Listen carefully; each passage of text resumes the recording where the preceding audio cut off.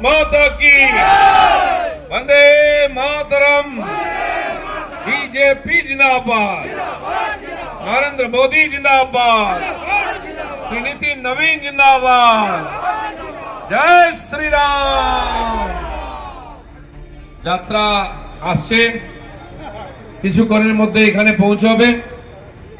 এরকম 9টা যাত্রা সারা পশ্চিমবঙ্গ জুড়ে চলছে। পশ্চিমবাংলার 294টা বিধানসভাকে 9 ভাগে ভাগ করে 9টা যাত্রা আমরা বার করেছি। কাল থেকে এই যাত্রা শুরু হয়েছে। তার আগে 1 আর 2 তারিখ এই সব জায়গায় উদ্বোধনী সভা হয়েছে। সেখানে আমাদের সর্বভারতীয় সভাপতি মাননীয় নীতিন নবীন, দেশের গৃহমন্ত্রী মাননীয় অমিত শাহ, অন্যান্য বরিষ্ঠ নেতৃবর্গ উপস্থিত ছিলেন। আগের সভাপতি মাননীয় নড্ডাজি, মাননীয় শিবরাজ চৌহান, এরকম সমস্ত বরিষ্ঠ নেতারা ছিলেন। আর এই যাত্রাতে 9টা যাত্রাতে প্রতিদিন কোনো না কোনো রাষ্ট্রীয় নেতা এখানে উপস্থিত থাকছেন। আমি জঙ্গলমহলের ছেলে, লাল মাটির ছেলে, আপনাদের সঙ্গে 12 বছর ধরে লড়াই করছি এবং আমরা লড়াই করে বিজেপিকে এই বনে জঙ্গলে প্রতিষ্ঠিত করেছি। আর এই বন জঙ্গলের আওয়াজে এখন নবান্ন কাঁপছে। দিদিমণির ঘুম ছুটেছে। কলকাতায় ক্ষমতা ধরে রাখার জন্য দিল্লি পর্যন্ত দৌড়াদৌড়ি করছে। এসআইআর হলো, নাম লিখছে সবাই নিজের ভোটার লিস্টে, সেখানেও জল দিয়ে রেখেছে। আমাদের এখানে একটা বিধানসভায় 10,000 12,000 নাম বাদ গেছে গত 20 বছরে যারা মারা গেছে। কিন্তু কলকাতাতে 50,000 60,000 70,000 নাম এক একটা বিধানসভায় বাদ গেল। তারা কারা ভোটে? তারা সব বাংলাদেশ থেকে এসেছে, তাদের নাম লিখেছে আর দিদিমণি ওদের ভোটেই জিতছে। যেখানে টিএমসি জিতেছে কমসে কম 30 40 50 60 হাজার করে ভুয়া নাম বার হয়েছে। দিদিমণি ভবানীপুরে জিতে, সেখানে প্রথমেই বাদ গেছে 44,500, আরো 2-3 হাজার বাদ গেল, প্রায় 45-50 হাজার। দিদিমণি ওই ভুয়া ভোটটায়, জালি ভোটটায় জিতে যান। যেই নন্দীগ্রামে চলে এলেন অমনি হেরে গিয়ে আবার বাড়ি চলে গেল, কারণ ওখানে মাত্র 10,000 মরা লোক ছিল। জালি ভোট মারতে পারেনি। তার ভাই আছে একজন খুব প্রিয় কলকাতার মেয়র ববি হাকিম, তার এলাকায় 66,000 নাম বাদ গেল ফর্ম ফিল আপেই, আরো 1010 যাবে। তো এই যে ভুয়ো ভোট, যারা ভুতুড়ে ভোটার, ভূত, এরা এসে ভোটের সময় টিএমসি কে ভোট দেয়, তাই দিদিমণি জিতে। এখানে ভূত নাই, তাই এখানে বিজেপি জিতে। তো এবারে ভূত তাড়ানোর রাস্তা বার হয়েছে। নির্বাচন কমিশন ওঝার মতো ঝাড়ে ঝাড়ে সমস্ত ভূত তাড়া করে বার করছে। আর ভোটার লিস্টটা ধরে না যেমন গামছা নিংড়ায় নিংড়াচ্ছে আর নিংড়াচ্ছে আর নিংড়াচ্ছে, আর দিদিমণির চোখ থেকে টস করে জল পড়ছে। কান্না কাটি, চিৎকার, গালাগালি। তাও 65 লাখের বেশি নাম বাদ গেছে। আরো 50 লাখ লোক যারা বাংলাদেশি মুসলমান, তাদের নাম লিস্টে আছে এখনো। তাদের ডেকেছিল নির্বাচন কমিশন, ওরা যায় নাই, কাগজ নাই, তো দেখাবেটা কি? মুখ দেখলে তো আর ভোটের নাম হবে না, তাই যায় না। এই 50,000 আরো বাদ যাবে। তাহলে দিদিমণি বলেই দিয়েছেন 1,20,00,000 নাম বাদ যাবে। মানে এতগুলো ভুয়ো ভোটার উনি ঢুকিয়েছেন লিস্টের মধ্যে, আর ওইটা বাদ গেলে ওনার দোকানে তালা পড়ে যাবে। ফাঁকা করো, নাহলে সব লুটে খাবে। প্রধানমন্ত্রী মোদীজি আমাদের জন্য দিল্লি থেকে জঙ্গলমহলের গরিব মানুষের জন্য ঘর বানাবার টাকা দিচ্ছে, শৌচালয় বানাবার টাকা দিচ্ছে, ঘরেতে গ্যাস দেওয়ার জন্য টাকা দিচ্ছে, ঘরের সামনে খাওয়ার জলের পাইপ দিব বলে টাকা দিচ্ছে, বাচ্চারা দুপুরবেলা গিয়ে মিড ডে মিল খাবে বলে টাকা দিচ্ছে, বয়স্কদের চিকিৎসার জন্য টাকা দিচ্ছে। সে টাকা যাচ্ছে কোথায়? আজ আমি পুরুলিয়ার গ্রামের ভিতর দিয়ে আসছি, ঘোড়া থেকে। কোন গ্রামে একটা নতুন বাড়ি দেখলাম নাই। হিসাব মতো 39 লক্ষ বাড়ির পয়সা দিয়েছে 39 লক্ষ লোকের নামে। এক একটা গ্রামেতে, এক একটা বুথেতে 60 70 80 90টা করে নতুন ঘর হওয়ার কথা। দেখেছেন কোথাও?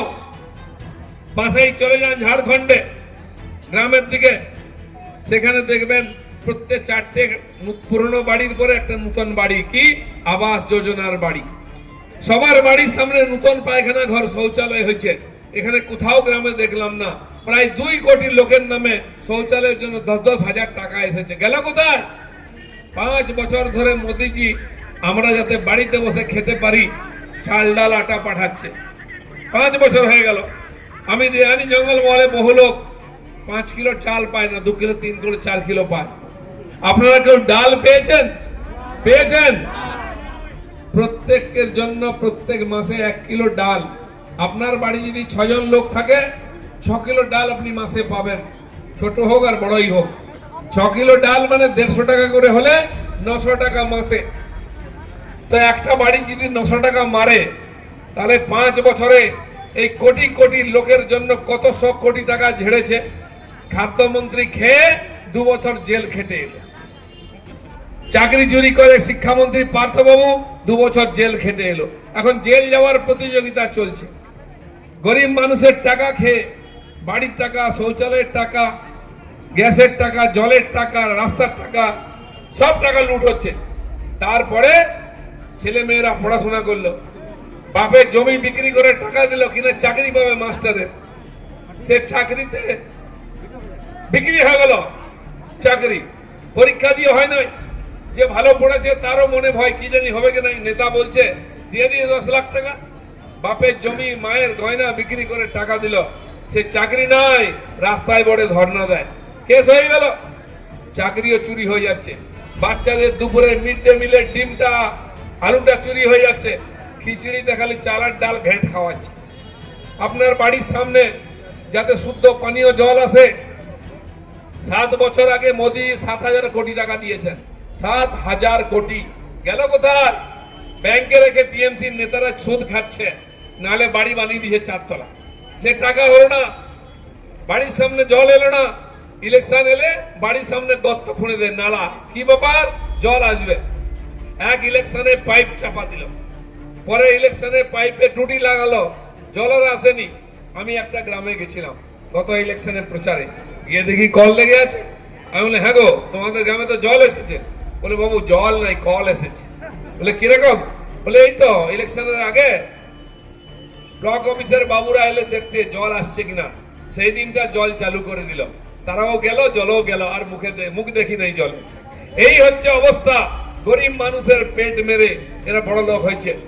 যে নেতাগুলো আগে ভাঙা সাইকেল নিয়ে ঘুরতো, টিএমসির নেতা দেখুন 10 বছর, 12 বছর, 15 বছর আগে, তখন পঞ্চায়েত হয় নাই, ভাঙা সাইকেল যখন পাড়া দিয়ে যেত না, বেল বাজাতে হতো না, এত আওয়াজ হতো, লোক জানে যে টিএমসির নেতা যাচ্ছে। এখন নতুন চকচকে মোটরসাইকেল নিয়ে যায়। আর কলকাতায় নেতারা সব 4 চাকার গাড়ি ছাড়া চড়েই না। বাড়িতে হাঁড়ি বসতো না, কখন এই কন্ট্রোলের চাল আসবে সেটা দিয়ে হাঁড়ি বসতো। এখন রেস্টুরেন্ট থেকে না বিরিয়ানির প্যাকেট আসে, দুজনে মিলে খুব খাচ্ছে। মুখ ঢুকে গেছিল, গাল ভেতরে চামড়া ছিল না, এখন গাল গোল গোল হয়ে গেছে, ক্রিম মেখে চকচকে হয়ে গেছে। কিসের টাকা? কোথাকার টাকা? এই পঞ্চায়েতের টাকা, রাস্তার টাকা লুট করে হয়েছে। মাথা চুলে তেল জুটতো না, লাল লাল চুল ছিল, এখন শ্যাম্পু মেরে ঘুরছে। আর নিজের বাড়ি ছিল টিনের চাল, ফুটো ছিল, বৃষ্টি হলে বাইরে বেশি আর ভেতরে, বাইরে কম ভেতরে বেশি জল পড়তো। সাইকেল কি বলে বালতি মগ কড়াই রাখতো না, এত জল পড়তো। এখন 2 তলা 3 তলা বাড়ি হয়েছে। এই মোদির পাঠানো সমস্ত গরিব মানুষের টাকা লুট করে আজকে বড়লোক হয়েছে। তাই এরা যতদিন থাকবে গরিব মানুষের ভাগ্যের পরিবর্তন হবে না। তারা রেশন পাবে না, তারা জল পাবে না, পাকা রাস্তা হবে না, ছেলেপুলের চাকরি পাবে না, স্কুলে মাস্টার হবে না, হসপিটালে ডাক্তার হবে না, থানায় পুলিশ পাবে না। তাই এর পরিবর্তন চাই, তাই এই পরিবর্তন যাত্রা শুরু হয়েছে। আপনারা দেখছেন রূপসী বাংলা মিডিয়া। এখন একটা ছোট্ট বিরতি, ফিরে আসছি বিরতির পর। পুরুলিয়ায় পাত্রপাত্রী যোগাযোগের একমাত্র বিশ্বস্ত প্রতিষ্ঠান বিবাহ পরিচয়। আপনার মনের মতো জীবনসঙ্গী খুঁজতে পাশে রয়েছে বিবাহ পরিচয়। তাই আর দেরি না করে আজই যোগাযোগ করুন বিবাহ পরিচয়।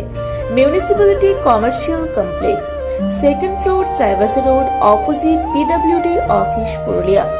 মোবাইল নম্বর 9232440272। ফিরে এলাম বিরতির পর। আপনারা দেখছেন রূপসী বাংলা মিডিয়া।